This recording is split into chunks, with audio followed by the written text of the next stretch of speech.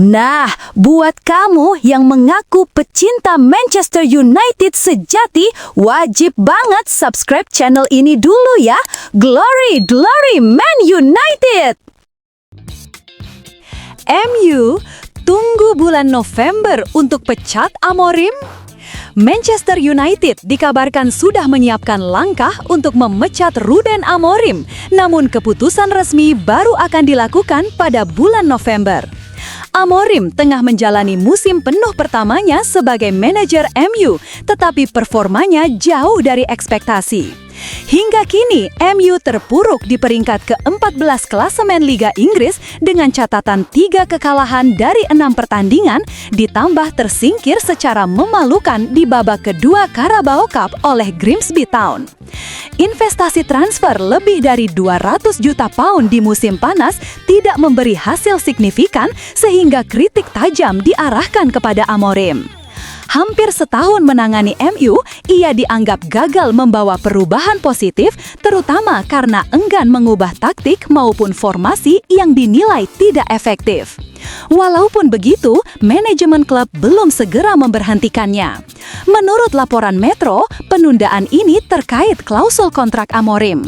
Ia menandatangani kontrak 2,5 tahun pada 1 November dan apabila dipecat sebelum kontrak berjalan 1 tahun penuh, MU harus membayar kompensasi sebesar 12 juta pound atau sekitar 240 miliar. Mengingat pengalaman pahit klub yang kerap membuang dana besar untuk kompensasi manajer sebelumnya, manajemen kini memilih bersabar.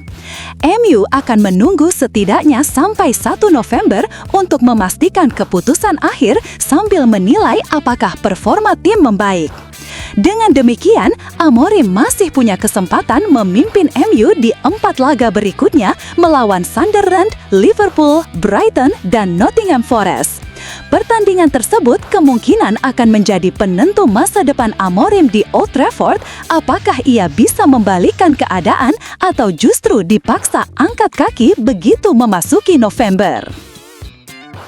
Ruben Amorim dan Manchester United pantas menyesal. Bintang yang dibuang ke Napoli bersinar di UCL.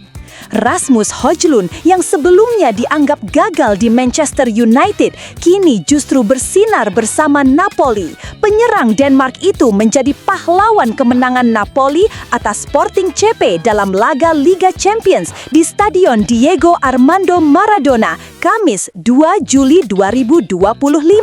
Højlund mencetak 2 gol yang mengantarkan tim asuhan Antonio Conte meraih 3 poin pada matchday kedua League Phase.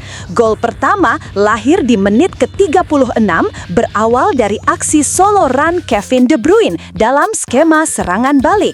Højlund bergerak mencari ruang, menerima umpan, lalu melepaskan tembakan akurat meski dikawal 2 bek Sporting CP.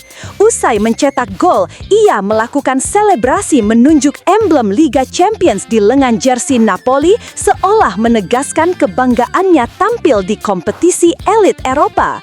Pada menit ke-79, Højlund kembali mencatatkan namanya di papan skor. Kali ini melalui sundulan tajam memanfaatkan umpan De Bruyne memastikan kemenangan Napoli.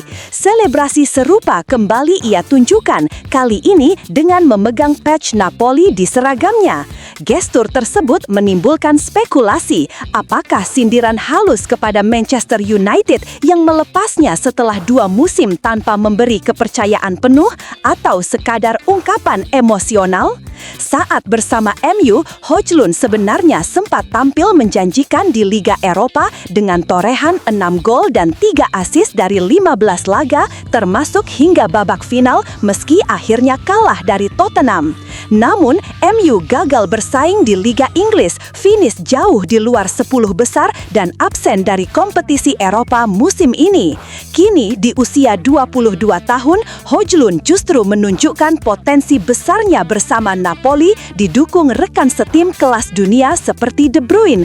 Performa brilian itu memberinya penghargaan sebagai pemain terbaik laga kontra Sporting sekaligus menjadi bukti bahwa dirinya bisa berkembang ketika mendapat dukungan tepat.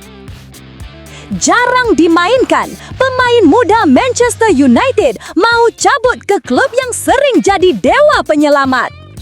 Nasib Kobbie Mainoo di Manchester United semakin tidak menentu pada awal musim 2025-2026. Gelandang muda Inggris berusia 20 tahun itu jarang mendapat kesempatan bermain dari manajer Ruben Amorim. Kedatangan Bryan Mbeumo dan Matheus Cunha mempersempit peluangnya, ditambah pergeseran posisi Bruno Fernandes ke gelandang nomor 8. Sejak Amorim melatih MU pada akhir 2024, Mainoo baru tampil 33 kali di Liga Inggris dengan hanya 12 kali sebagai starter. Minimnya menit bermain membuat Mainoo frustrasi. Pada musim panas lalu, ia sudah ingin dipinjamkan, tetapi keinginannya ditolak klub.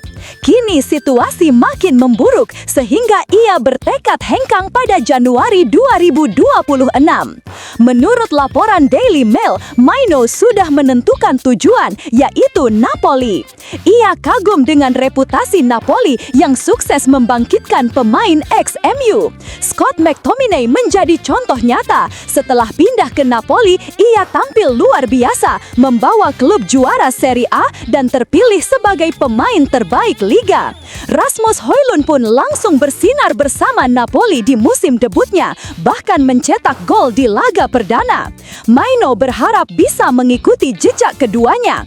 Faktor lain yang mendorong keinginannya pindah adalah peluang tampil di Piala Dunia 2026. Mainoo butuh menit bermain reguler agar tidak tersisih dari skuad Inggris besutan Thomas Tuchel. Jika terus terpinggirkan di MU, kansnya bersama tim nasional bisa lenyap. Kontrak Mainoo di Old Trafford berlaku hingga Juni 2027. Namun, bila terus diperlakukan sebagai cadangan, ia diyakini enggan memperpanjang kontraknya. Situasi ini menjadi dilema bagi MU, melepas pemain akademi berbakat di usia emas atau berisiko kehilangannya secara gratis di masa depan. Manchester United dapat angin segar jelang lawan Sunderland. 3 pemain bintang comeback. Manchester United mendapat suntikan moral positif menjelang laga penting Premier League melawan Sunderland di Old Trafford akhir pekan ini. Beberapa pemain yang sebelumnya absen kini kembali berlatih bersama skuad utama, memberi harapan bagi manajer Ruben Amorim yang tengah berada di bawah tekanan akibat performa buruk tim di awal musim.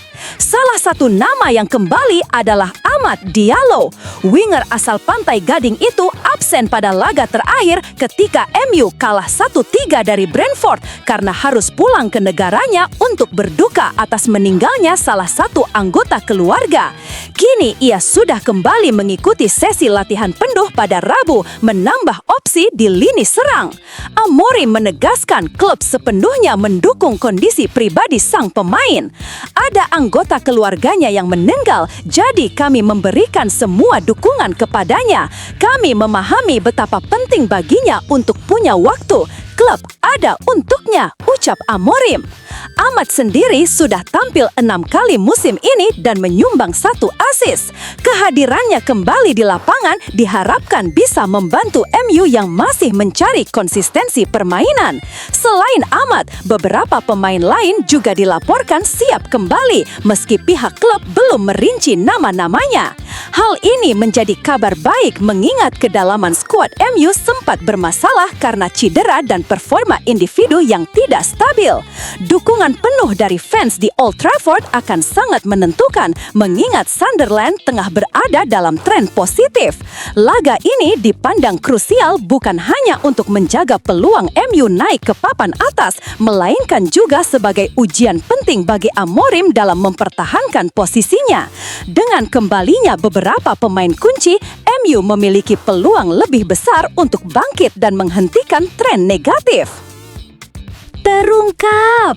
Inilah arti tato leher baru Alejandro Garnacho dan kisah pahit disingkirkan dari Manchester United.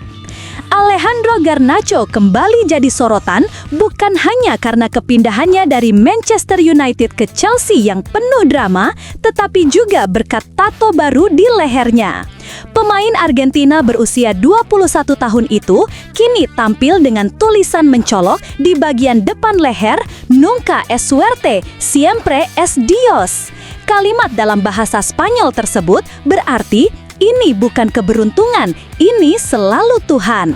Maknanya menegaskan sisi religius Garnacho bahwa pencapaian dalam karirnya diyakini terjadi berkat kehendak Tuhan, bukan sekadar faktor kebetulan. Tato tersebut menambah koleksi seni tubuhnya setelah sebelumnya ia juga memiliki tato terinspirasi dari serial Prison Break. Namun, tato hanyalah simbol dari babak baru perjalanan karir Garnacho.